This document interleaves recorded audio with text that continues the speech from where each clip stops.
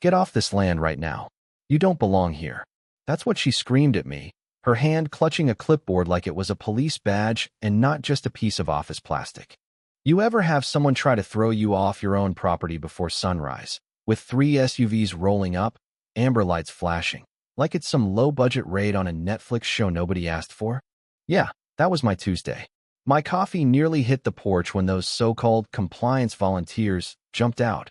All business. Except this was my family's cabin, my coffee, my morning. And none of these people were cops. They were just HOA volunteers on a power trip. Tell me, what would you have done? Would you have stood there and let them play Rent-A-Cop, or grabbed your phone and started recording? Because that's exactly what I did. The mist was still rising off the meadow, making everything look like a dream you can't quite wake up from. I'd barely settled into my uncle's old rocking chair, coffee in hand, when the 3 SUVs cruised down my gravel driveway like they owned it.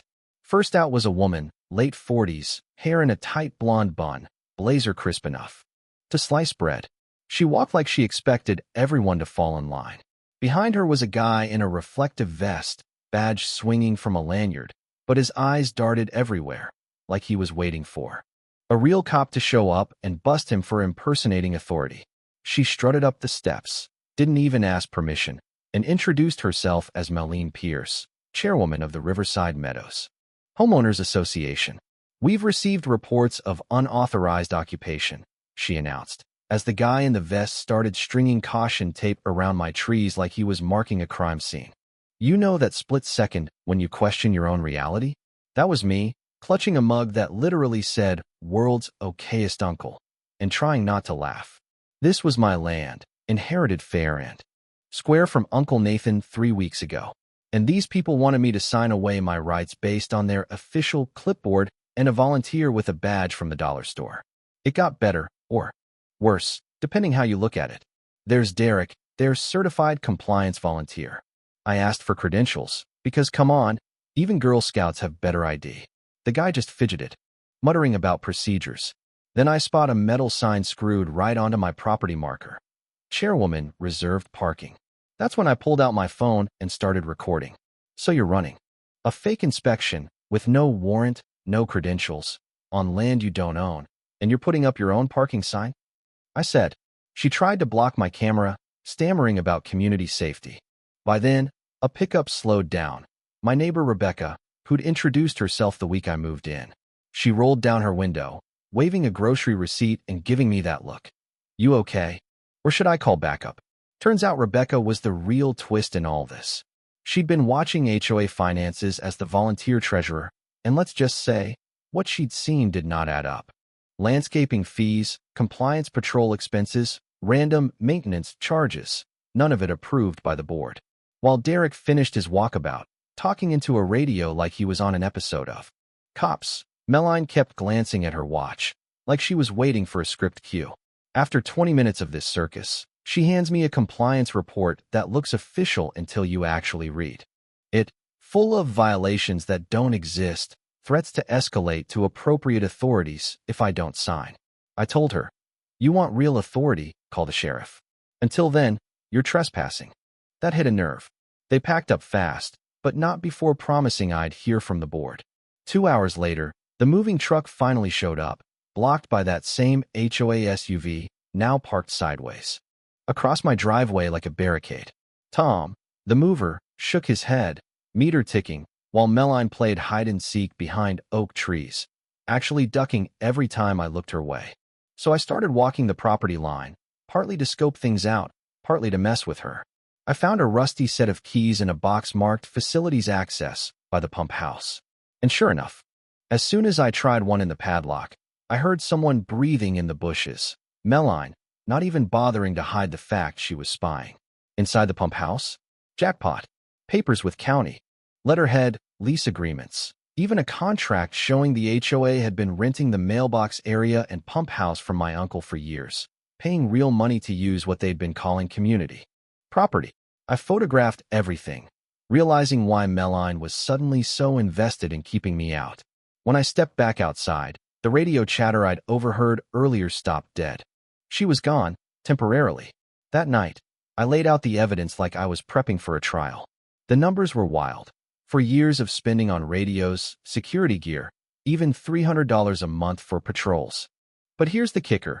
The HOA was flat broke, bouncing checks and covering it up with fake facility management charges. My uncle, turns out, had pushed back for years with polite but firm letters, refusing every new security suggestion.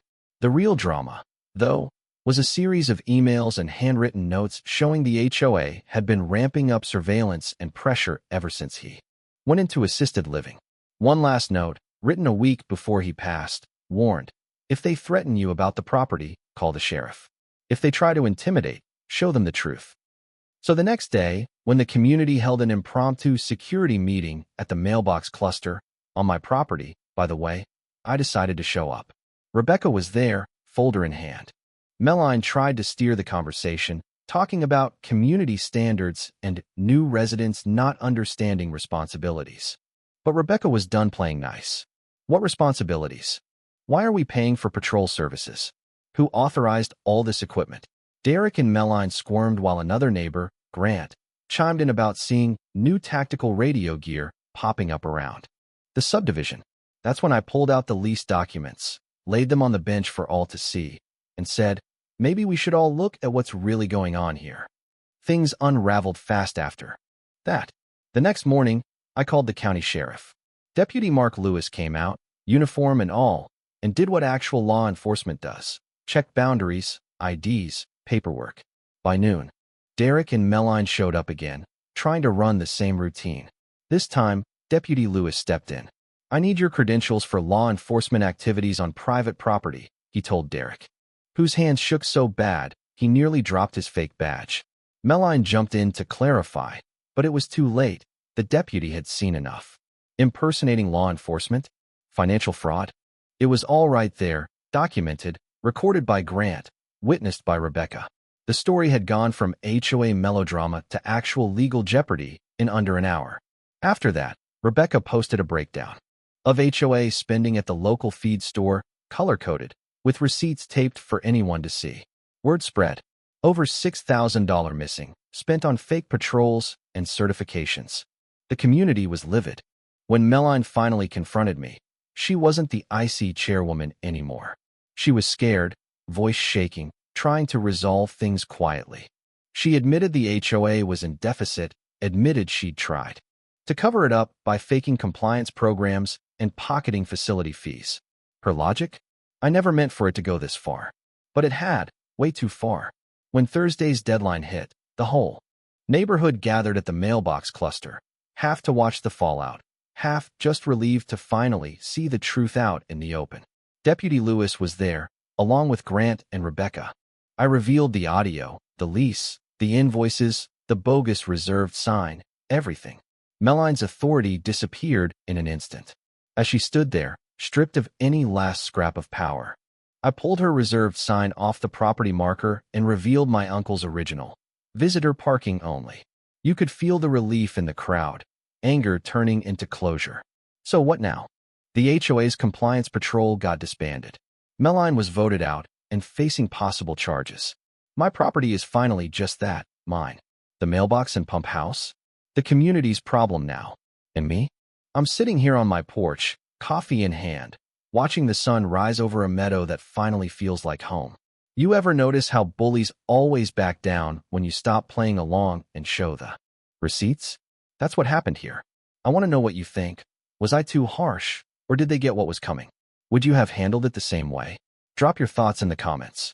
Hit like if you enjoyed the story, and if you want to support more tales of real-life justice, you know where that little thanks button is.